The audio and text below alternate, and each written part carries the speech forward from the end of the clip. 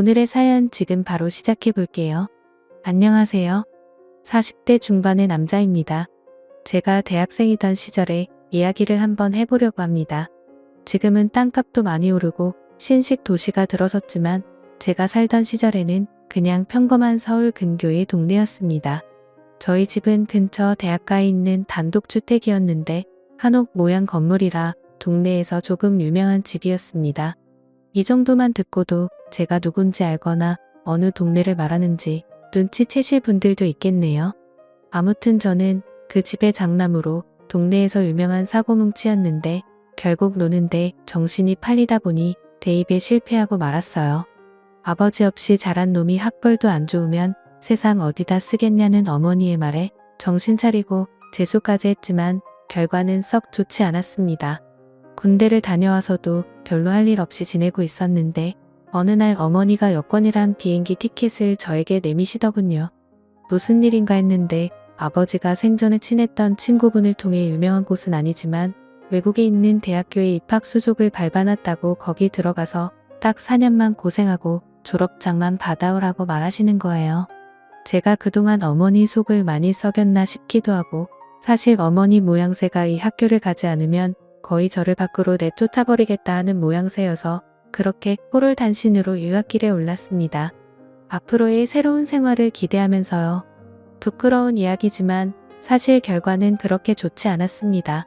첫 해에는 그나마 마음 잡고 공부를 하려고 했는데 공부를 잘하던 사람도 아닌데 갑자기 외국에 나가 다른 나라 말로 공부를 하라니 아주 고역이더라고요. 그런 힘든 시기를 보내는 건 저만이 아니었는데 학교에도 저같이 최종 학력을 위해 들어온 한국 친구가 있었습니다. 둘이 죽이 잘 맞기도 하고 해서 외국에서도 동네방네 사고를 치고 다니기 시작했는데 결국 학교에서 제적을 당하고 말았습니다. 두려워서 어머니께는 말씀도 못 드리고 이러고 저러고 있다가 결국 체류 기간이 끝나버려서 몰래 귀국했어요. 집 앞에 도착했는데 어머니가 날 보면 보고 싶었다고 좋아하실까? 아니면 정말 어디에다 넣어둬도 똑바로 하는 것 하나도 없는 한심한 놈이라고 욕을 하실까? 이런저런 생각에 집 근처 전봇대 뒤에서 들어갈까 말까를 한참을 고민하고 있었습니다. 그러면서 시간을 보내고 있는데 골목 어귀에서 여자들 웃고 떠드는 목소리가 들리더라고요. 팔량 같은 성격은 어디 버리질 못하는지 들려오던 목소리 쪽으로 고개가 절로 돌아갔습니다. 근처 대학교를 다니는 여대생으로 보이는 한 무리의 여자들이 삼삼오오 모여서 지나가더라고요. 그 중에 키가 옆에 있는 다른 여자들에 비해 조금 작지만 그 여자들 무리 중에서도 얼굴이 제일 예쁘고 몸매는 그 중에서도 단연 돋보이는 여자와 눈이 마주쳤습니다. 그녀는 저를 조금 이상한 눈으로 쳐다보면서 지나갔어요. 그도 그럴 것이 전봇대 뒤에 웬 남자가 몸통보다 커다란 캐리어를 들고 우물쭈물대는 모습이었을 테니 의심 가는 건 당연한 거겠죠? 여자들이 지나가니 저도 모르게 고개가 따라갔는데 이 여자들의 한 명도 빠짐없이 전부 다 우리 집으로 들어가는 게 아니겠어요? 그래서 이게 무슨 상황이지? 하는 생각이 들었습니다. 더욱 더 혼란해진 저는 집대문 앞에는 발도 못 붙이고 계속 전봇대 뒤에서 무슨 상황인지 파악하느라고 가만히 있었죠. 그런데 얼마 안 있어서 경찰이 오더라고요. 수상한 남자가 집 앞에 서 있다고 신고를 받고 왔다고요. 경찰에게 저 여기 사는 사람이라고? 이 집 아들이라고 설명을 드렸는데 믿지를 않아서 결국엔 현관문 초인종을 누르게 되었습니다. 어머니는 식당에 일러 갔을 시간이라 없을 터이니 결국 아까 그 조그만 여자가 나와서 경찰에게 저 사람이 맞다고 수상한 사람이라고 하더라고요. 그렇게 경찰서까지 다녀와서 어머니에게 연락을 드리고 귀를 꼬집힌 채 질질 끌려 집까지 왔습니다. 거실에서 무릎을 꿇고 앉아 혼나고 있는데 여자들이 한 명씩 번갈아 가며 나오면서 저를 흙을 틀고 보더라고요. 한참을 혼내다가 그래도 자식 이기는 부모 없다고. 어머니는 얼마나 힘들었으면 거기서도 그랬겠냐며 차라리 잘 됐다고. 손이 모자라서 힘들었는데 엄마는 일이나 도우라고 하더라고요. 우리 집에 있는 저 여자들은 뭐냐고 물었더니 여자 혼자 몸으로 자식 새끼 외국에 보내놨더니 학비에 너무 힘들어서 제가 없는 동안 빈방을 하숙집으로 돌리고 계셨던 것이었습니다. 여자 혼자 사는 집이라 처음에는 남학생들을 받았었는데 매일 술에 취해서 행패 부리고 그러는 대학생들을 어머니 혼자서는 감당을 못하시다가 다 내쫓아버리고 여대생들만 받게 되었다고 하셨습니다. 제가 쓰던 방도 이미 여대생 중 한 명이 차지한 상태였고 저는 다락방 신세를 지게 되었어요. 여자만 사는 하숙집에 남자가 들어와서 불편해하는 학생들을 위해 어머니는 2달치 방세를 깎아주는 조건으로 여대생들을 설득했습니다. 그 최고가 작은 여자가 저를 몹시도 불편한 눈으로 쳐다보고는 제가 쓰던 방문을 열고 들어가더군요. 저도 너무 화가 났습니다. 저 여자 때문에 경찰서도 다녀오고 심지어 제 방까지 빼앗긴 꼴이었으니까요. 덕분에 하숙집 손해를 많이 봤다며 식당 일을 도우게 되었죠. 아무튼 그렇게 5명의 여대생들과 동거 아닌 동거를 시작하게 되었습니다. 그래도 왕년에 여자 꽤나 울려본 저였던지라 같이 사는 여대생들하고 친해지는 건 문제도 아니었습니다. 오히려 여자들하고 같이 살게 되니 좋더라고요.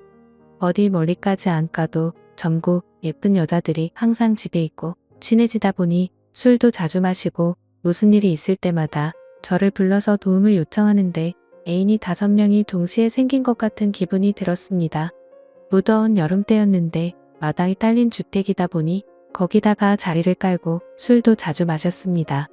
미녀 여대생들과 마시는 술은 무엇보다 값진 추억이었어요. 그녀들이 여름이라 옷들도 시원하게 입고 있노라면 고개를 들 곳을 찾지도 못할 정도로 어디를 봐도 숨이 턱 넘어갈 만큼 여자들에게 둘러싸인 환경은 남부러울 것 없었죠. 그런데 단 한 명 저를 보고 경찰을 부른 그 여자와는 도무지 친해질 수 없었습니다. 첫 만남부터 살짝 어긋난 것 때문인지 묘하게 저와는 거리감을 두더라고요. 어차피 하숙집을 떠나면 또 만나겠어 하는 생각도 있고 다른 여자들과는 사이가 좋으니 별로 신경은 쓰이지 않았습니다. 제가 지내는 다락방은 어머니가 지내는 방 바로 옆에 들어가는 문이 있었는데 그 문은 제가 살 데는 없는 문이었습니다.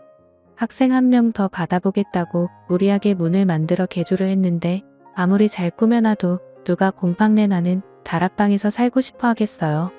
결국 방을 채우지 못하고 빈 방으로 내버려 두고 있었는데 마침 제가 돌아와서 지낼 수 있었던 거죠. 단열도 잘 안 되는 여름에는 지내기가 아주 죽을 맛이었습니다. 다락방을 거실에서 들어갈 수 있는 문을 만들기 전에는 다락방으로 통하는 문은 제 방에 있었습니다.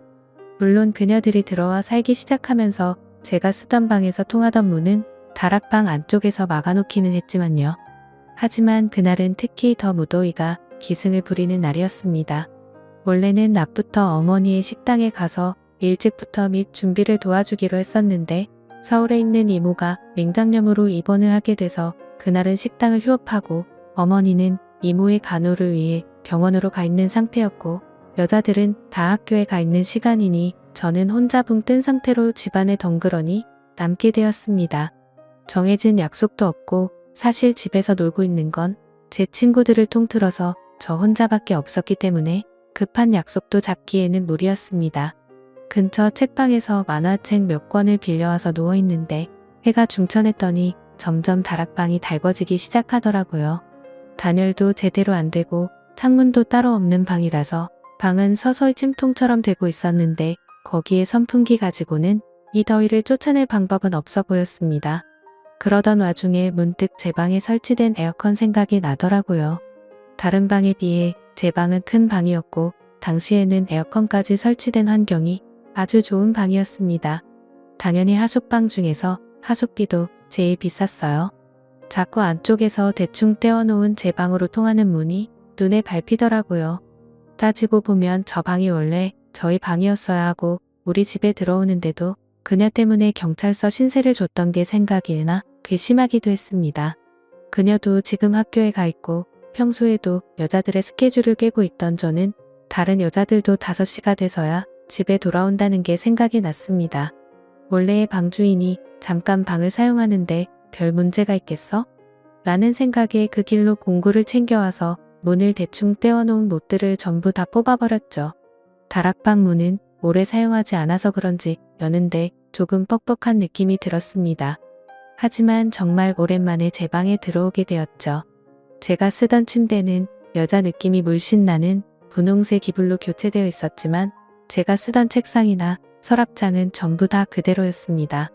이 여자는 에어컨을 언제부터 틀어놓은 건지 방은 이미 제가 들어갔을 때부터 시원해 있었어요. 푹신한 침대가 눈에 들어왔지만 그래도 흔적이 남기 쉬울 것 같아서 바닥에 자리를 깔고 누웠습니다. 빌려온 만화책을 바닥에 엎드리다시피 누워보고 있는데 지상 낙원이 따로 없더라고요. 그리웠던 제 방의 에어컨까지 시원해 있으니 다락방으로 돌아가고 싶다는 생각이 들지 않을 정도였어요. 그 안락함에 취해버린 건지 어느덧 저는 잠에 들고 말았습니다. 현관문이 열리고 집 안으로 여자들이 돌아오는 소리에 놀라서 잠에서 깨버렸는데 너무 당황한 나머지 어쩔 줄을 모르고 있다가 그대로 침대 밑으로 굴러들어가 버렸어요. 침대 밑에 숨어서 심장은 터질 듯이 뛰고 있는데 지금 생각해보면 여자들이 돌아온 걸 깨달았을 때 얼른 다락방 문을 통해 들어갔어도 되지 않았겠나 싶은데 절대는 없는 거니까요. 만약에 문이 삐그덕거리는 소리에 제가 들어왔던 걸 눈치채면 가뜩이나 사이도 안 좋은데 방에 몰래 들어왔다는 낙인이 찍히고 어머니가 하는 하숙집 사업도 망할 수도 있지 않겠나 싶어서 침대 밑에서 숨죽여 상황을 지켜봤습니다. 그녀가 방으로 들어왔는데 정말 심장이 터질 것만 같은 기분이 들더라고요. 너무 빨리 뛰어서 밖에서 들리지 않을까 하는 걱정도 되었는데 다행히도 그녀는 제가 침대 밑에 있는 걸 눈치채지 못한 것 같았습니다. 한참을 침대 밑에 누워있으니 몸이 뻐근하고 불편했지만 저와 어머니의 미래를 위해 숨어있는 걸 포기할 수는 없었습니다. 그 와중에 또 남자라고 침대 밑에서 그녀가 뭘 하고 있는지 너무 궁금하더라고요. 고개를 돌리니 그녀의 맨발밖에 보이지 않았는데 침대 밑 틈으로 살펴보니 그녀는 책상 앞에 앉아 있었습니다. 저를 등지고 있었기 때문에 제가 고개를 살짝 빼도 눈치채지 못할 것 같았습니다.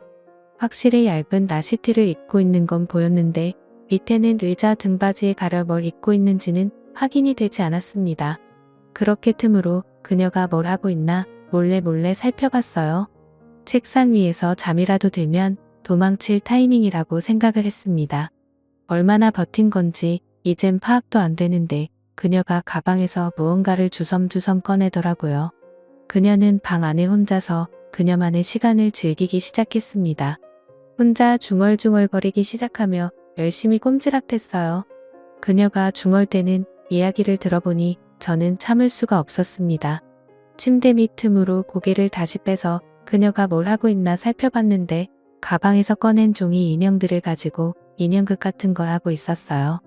날카롭고 신경질적인 여자인 줄 알았는데 생각보다 아기자기하고 귀여운 취미를 가지고 있더라고요. 공주님이 어쩌고 왕자님이 어쩌고 하는데 그녀에게선 전혀 찾아볼 수 없던 이미지였기 때문에 저도 놀랐습니다. 한참 그녀가 혼자 떠드는 이야기가 끝나가고 저는 그녀가 혼자서 그러고 있는 걸 끝까지 지켜봤습니다. 그녀의 의외의 모습에 마음속 한구석에 이상한 감정이 생기는 것 같았습니다. 그렇게 그녀를 지켜보고 있었는데 그녀가 책상에서 벌떡 일어나더니 제 쪽으로 몸을 틀더라고요. 너무 찰나의 순간이라 제가 침대 밑으로 고개를 빼고 있는 것도 인지하지 못하고 그렇게 그대로 그녀에게 들켜버리고 말았죠.